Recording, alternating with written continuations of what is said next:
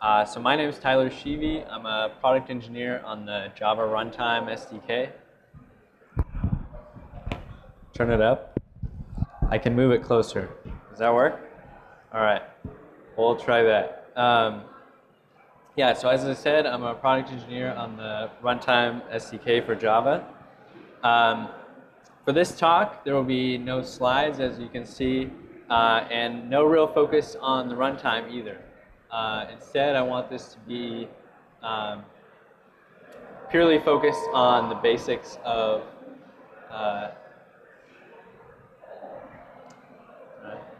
I'll keep trying. I want this to be purely focused on the basics of JavaFX. So to do that, we're going to launch into the code for two applications that are based on TV game shows. So I hope you guys are interested in having a little audience participation. So just to get started, I want to ask you guys, how many of you have used JavaFX or are using it in production? Okay, we've got a couple, few. All right, sounds good. So hopefully, I'll have tips for every experience level. And as for questions for me, I want this to be informal, and it's all about you guys learning the topics. So if something I say doesn't make sense, go ahead and raise your hand right away, and I'll try to answer it right then.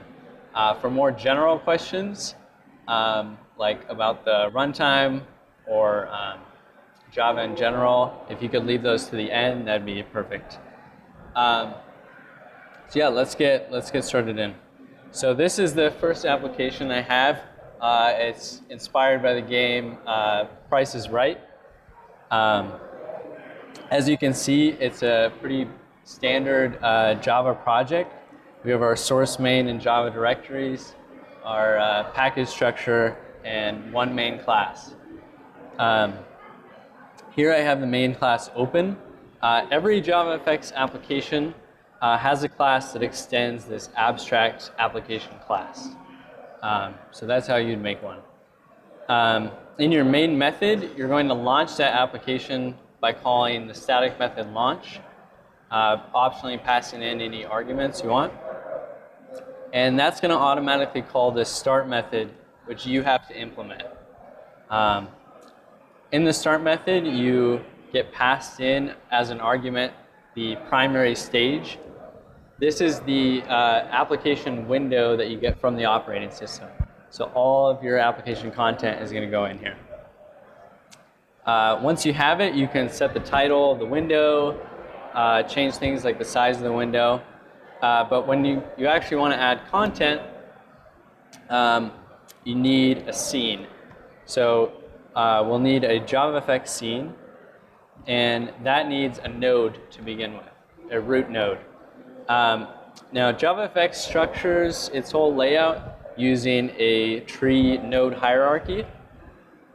So we need to specify a root node. And in this case, we're using a stack pane, which is a layout element that comes with JavaFX. This allows you to stack its children on top of each other. So we'll go ahead and set that as a root node to the scene, and then set that scene on the stage and show it. And I'll just run that real quick just to show you that we get that maximized window.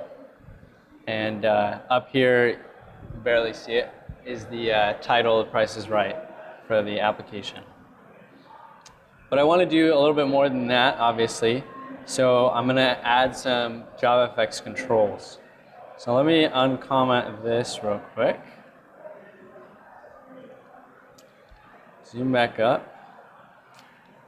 Here I'm creating a map view. This is from our ArcGIS Runtime. This is just to demonstrate that our map view can be treated like any other node that JavaFX supports.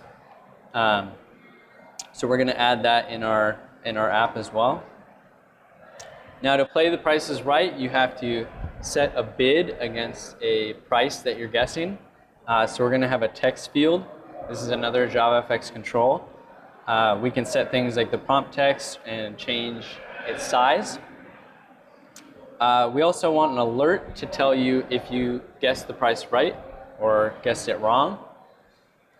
So this alert acts as a pop-up dialog.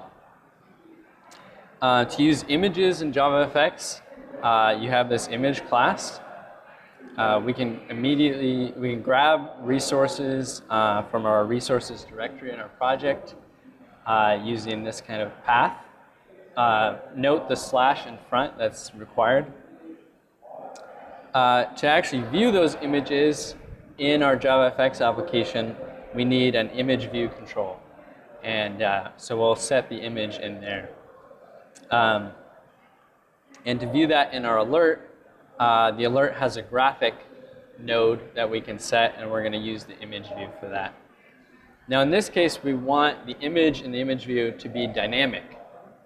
So if you guessed correctly, you want the winning photo, and if you didn't, you want the fail photo. So for that, we're going to create a property binding. So each control usually exposes some properties that you can bind to.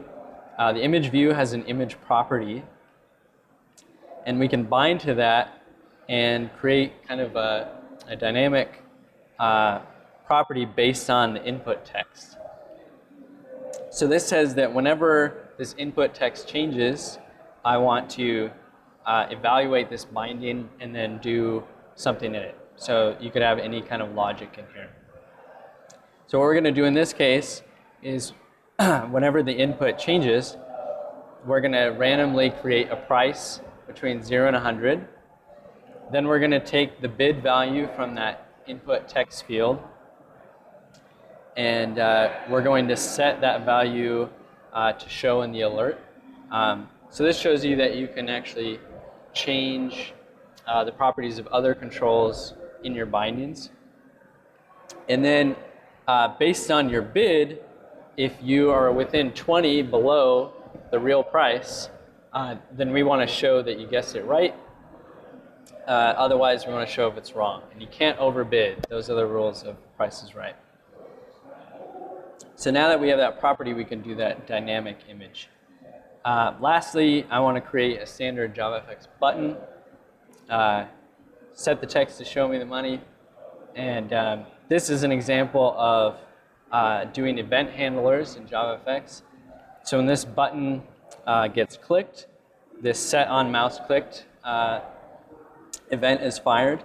And all we're doing is using this Lambda expression to show the alert and wait for the user to interact with it. So we've created those nodes, but now we need to add them to the node hierarchy.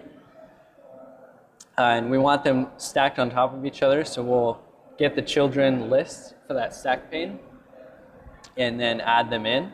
The map view will be shown on the bottom, and then the button and input on top of that. And so to make the button and input not overlap, we're going to set the alignment on those to the top left and top right. So I'll go ahead and fire this up. And you can see we have that map underneath using the runtime. Get some audience participation. Can someone give me a bid price between 0 and 100? Anyone? What? 62. All right. Let's try it out. Show me the money. All right, we guessed wrong. The price was 17. Can we do one more guess? Anyone? 5? All right, let's do 5. Hopefully we can win. It's like a 1 in 5 chance, so we should be able, nope. Shoot. All right, well, maybe we'll come back to that at the end of the talk. Last thing I want to show you with this app is you can also override the stop method in addition to that start method. This is a good place to kind of wrap up your app. Anything that you want to do before it closes, you can gracefully shut down the app. And if you're using the runtime, that's a good place to dispose of your map view resources, because they consume a lot of graphics resources that you'd want to dispose of when you close it. The thing I want you to notice about this app is that a lot of the view logic is embedded right in the code. So you have, even if you wanted to like style these components, you'd be writing all that styling coding right in the code. And that's generally not a pattern you want to do because it can really inflate your code. And a better pattern is the model view controller pattern. And that's what I'm going to demonstrate with my other app. So I'm going to switch over to that. So this app is based on the other game show, Family Feud. So we'll get to play that at the end. As you can see, this one is very similar in structure. We still extend application. We have our start method, and we're calling launch, and we're setting up our stage. The only difference here is this FXML loader. So JavaFX's way of separating view components from controllers is this language called FXML. It's just an XML specification. So you can put all of your view information in a markup file with FXML, and then use that to get your root scene and load it all up. So once you load that FXML, you get the root element, and you pass that to the scene just like we did before. So first I'm going to show just what this looks like, so you can kind of follow with the FXML what we're going to be building. So this is the board from the game Family Feud. We have what appears to be an image view showing a background image, and it's on top of it, stacked on top of it. We have a score. We have this kind of grid of items here. And then we have an input and a button, just like before.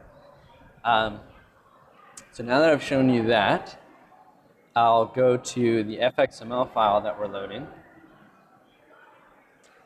And here you can see that we can build the same kind of layout by just nesting elements in FXML. So we have our familiar stack pane element. And we have that image view to show us the background. You can just pass in, you can just nest an image right in there and put your URL. You can also do some nice property binding directly within the markup. So in this case, we want the image view to size to fit the stage. So we're going to give an ID to the stack pane that we want to size to, and then we're going to bind directly to its width and height properties. Now to get the grid of elements and all the other controls, we're using a border pane, which is another layout element that comes with JavaFX. At the top, we have an H-box, which allows you to organize elements horizontally. There we have a label, which is binding to this score property on this board element. So that's going to show our total score. In the center, we have another H-box, and we have this board element.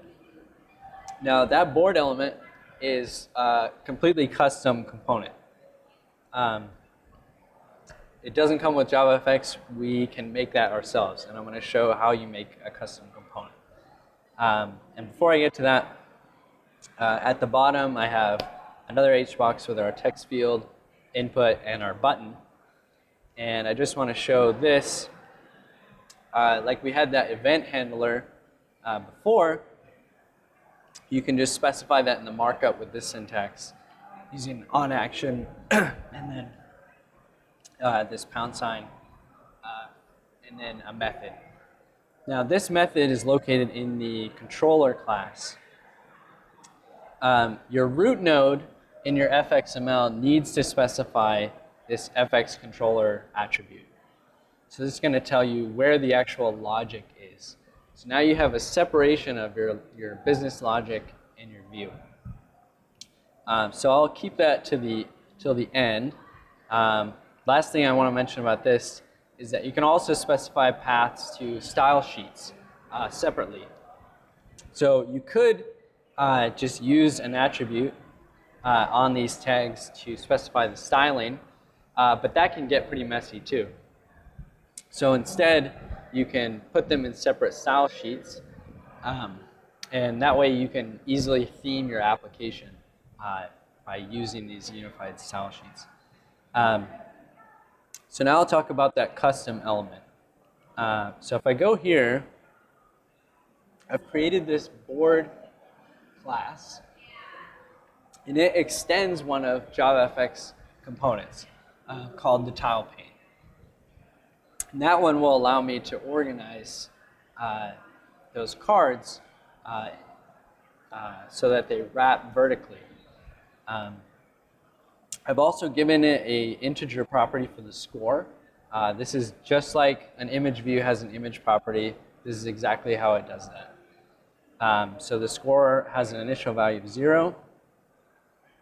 Now, you don't have to put view logic in this one either. It can have its own FXML file specifying the whole layout for that component. And we load that pretty much the same way as we loaded the main layout. But in this case, we're setting the root to be this instance of the board. That way we can create multiple copies of that same view. And we're saying, I want to act as the controller for that layout. Now the last thing is to do any kind of binding to the score property. I'm going to expose these getters and setters as well as the score property method, just like the image view exposed an image property method that we could bind to. So let me show the FXML file for that. You'll notice we have this FX root tag. So that's basically when you want your custom component to be the controller for that tag. You want to specify the same type as the class you're extending. And then I get to put in all the attributes for a tile pane, specifying like, excuse me, the gap between the various nodes, and then the orientation of the nodes, how they wrap. So that's vertically. Last, I can specify the padding as well. So now that I have that, we want to actually place nodes in that board. And for that, we're going to use another custom component called the card. This one is very similar, except we actually have some constructor arguments. So maybe we want to create multiple of these, each with their own data, but we want to have the view the same for each card.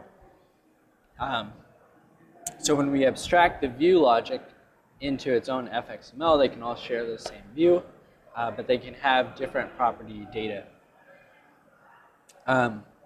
This annotation allows you to get the various components that make up the view of that control.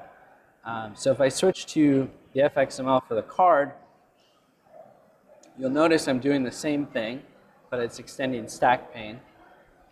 And I have all these IDs on the various components that make up the card. And I'm referring to those directly here in the card. They have the exact same names. And this, excuse me, this FXML annotation will say, when this thing is created and the view is added to the node hierarchy, I want to inject the value of that node into this field, so I can start using it in my class.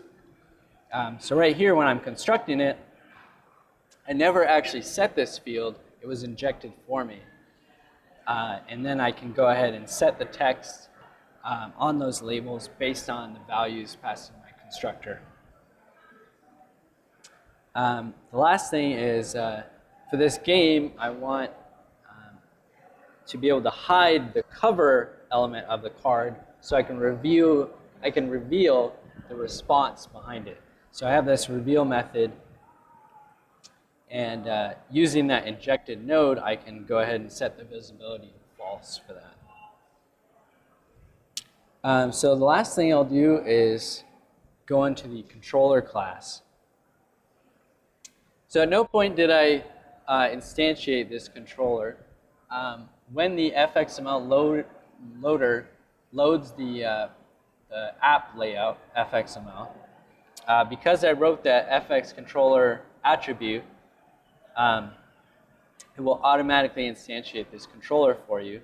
And just like our card custom component, we can inject the nodes into this controller and use them with our logic. The main thing about a controller is that you want to know when it's been instantiated. And when that happens, this initialize method is called. So this is a good place to start doing our business logic. So what I'm going to do is I have a survey file, all of the secret responses that you guys are going to guess. I'm going to load that up, and then for each line, I have some data, including the response word, the number of points it's worth, and then the index of that card. So I just stream through the lines, and I can create that card element like any other kind of element. And all I'm doing is passing those into the children of that board element. I'm also creating an alert element, just like I did in the previous app, and binding its graphic property. And basically, I want to recreate the buzzer of family Feud, so that if you make incorrect guesses, you'll add another image view with a red buzzer X. And I'm going to bind that to a property I created called the number of strikes, which I'll increment whenever you guess wrong. Now the last thing is that button. So once you've inputted a guess, you'll click that button, and this is the guess method that I showed with that on action binding on the FXML. This is what it's calling. And by using this annotation, you can directly link to that from the FXML. So here I'll get the guess from the input text. And then I'll run through each card in the board, and I'll check its response value, compare that against the guess, and then if I find one that matches, I reveal it, and then I increment the score of the board with the card's points. If I don't find one, I give you a strike, and I show the alert. So if I go back and I run this again, we can play Family Feud. So the survey is best things at Dev Summit. So can someone give me a guess for the most popular response for best things at Dev Summit? Food. Let's try it out. Survey says, yeah, 22 points. All right, any others? Try to guess the top one. The code? Code examples. Oh boy. I don't know if that'll be in there. Nope. That one's not in there. Sessions? Nope. Oh man, we're almost lost. We gotta think really, really simple, I think. I'm gonna give you some let's try that out. Okay. Wait, what did I hear in the back? Oh, Java sessions. Let's try JavaFX. Anyway, yeah, we can continue playing this. That's pretty much all I have for you guys. If you have any questions about some of the topics I covered or some extra things, now's a good time for them. Or we can continue playing. Yeah, so that's it. Any questions?